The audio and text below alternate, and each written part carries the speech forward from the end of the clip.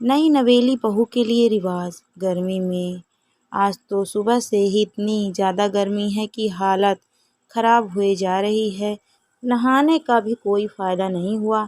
ज़रा ही देर में फिर पसीने से भीग गई। मैंने तो टॉवल कंधे पर ही लटका ली है जिससे बार बार पसीना पोंछने बाहर न जाना पड़े। नितिन का नाश्ता टेबल पर लगाते हुए बोली अमृता। नितिन का लंच बॉक्स तैयार करते हुए अपने और बच्चों के लिए भी दोपहर तक का खाना बना लिया। बस अब बच्चों के लिए उसी वक्त राइस बना दूंगी सोचकर पसीना पोंछते हुए किचन से बाहर निकल आई। अब बाकी का काम शांति समेटती रहेगी। मुझे तो बस 4 लोगों का खाना बनाना पड़ता है। इतने में ही हालत खराब हो गई। उन लोगों का क्या होता होगा जिनका लंबा चौड़ा परिवार होता है।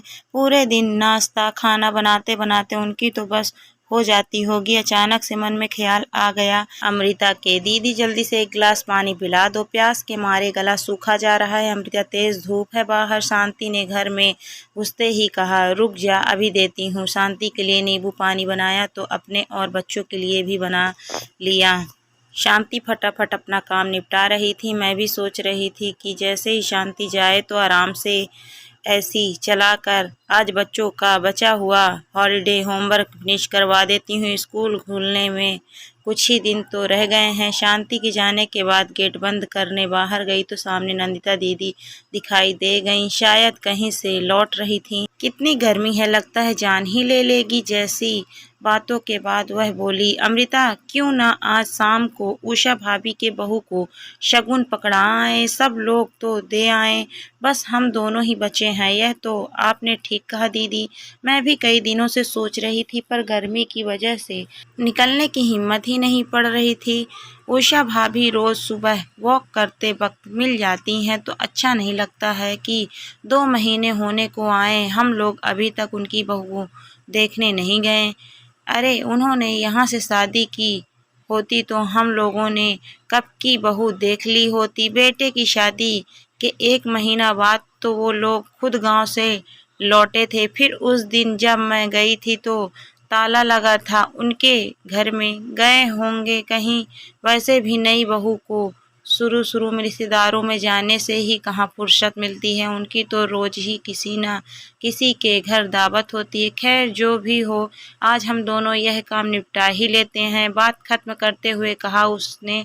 अपने बच्चों आरोही और अंकुर को पढ़ाने के बाद अमृता ने कहा, बेटा आज शाम को मैं और नंदिता आंटी उषा आंटी के घर जा रहे हैं उनकी बहू को देखने। आप और भैया घर में ही रहना, थोड़ी देर में आ जाऊंगी मैं प्रशांत भैया की दुल्हन देखने। फिर तो मैं भी चलूंगी आपके साथ अम्मा, आरोही ने कहा। बेटी के बात सुन मुस्कुरा दी अमृता। बचपन में उसे भी नई दुल्हन देखने का बहुत शौक था। आस पड़ोस में किसी के यहाँ भी शादी होती तो किसी न किसी बहाने से नई दुल्हन के आस पास ही चक्कर लगाती रहती थी वो।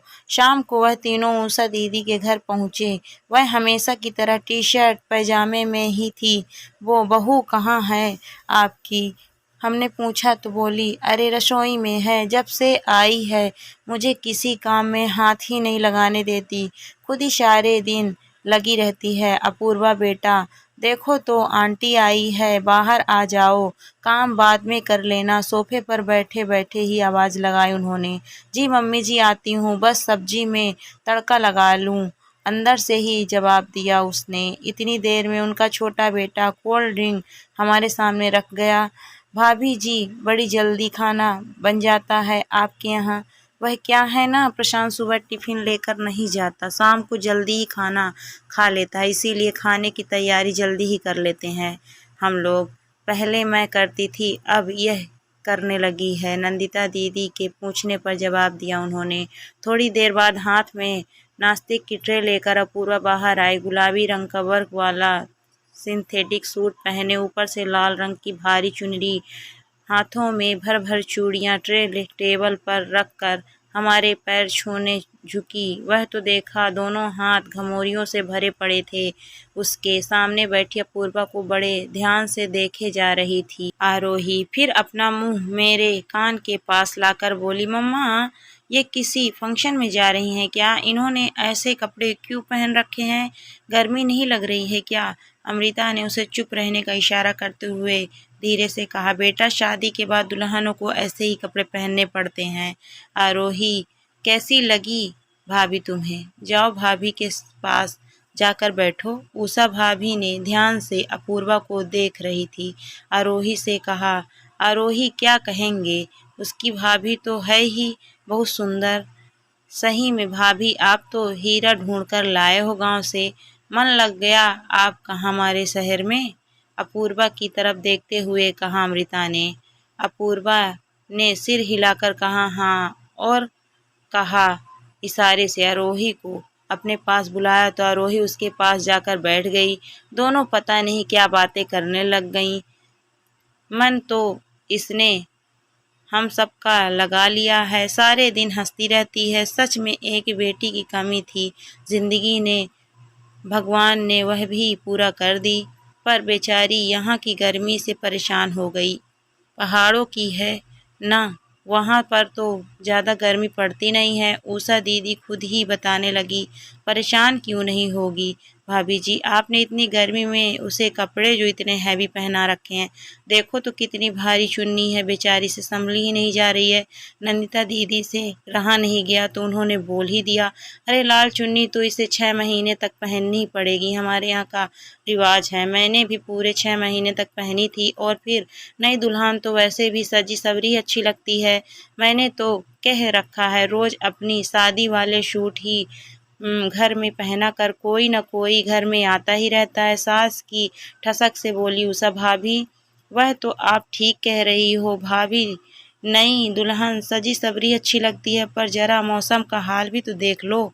आपसे तो सूट भी नहीं पहना जा रहा है, और यह कितना हैवी सूट, उस पर यह जरी वाली चुन्नी लपेटे हुए, घर में यह सब पहनने की क्या जरूरत है? अगर लाल चुन्नी जरूरी है तो आप उसके लिए कुछ कॉटन वाली लाल चुन्नी और कुछ हल्के फुल्के सूट क्यों नहीं बनवा देती? आजकल तो कॉटन में भी एक से एक सुंदर चुन्नी आती है। देखो तो बेचारी कैसी गर्मी में हलकान हुई जा रही है। वैसे भी ठंडी जगह से आई है, कहीं बीमार हो गई तो आपके लिए ही मुश्किल हो जाएगी। नंदिता दीदी के साथ साथ उसने भी कहा। इससे ज़्यादा तो वह दोनों कुछ कह भी नहीं सकती थी। उनकी बहू है, जैसा चाहे रखे। हम दोनों ने उसे शगुन दिया। इतने में प्रशांत आ गया था तो अपूर्वा उठकर अंदर चली गई।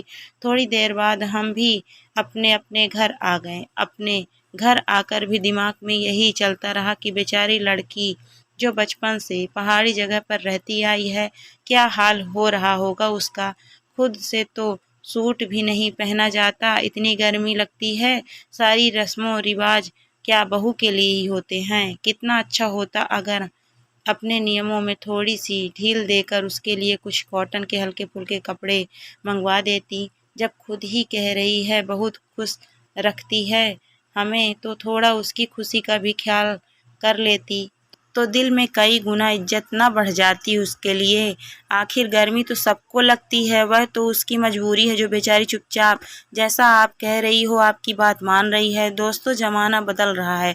जरूरी तो नहीं कि परंपरा और रीति रिवाजों के नाम पर जो आपके साथ हुआ, आप आने वाली पीढ़ी के साथ भी वही दोहराओ।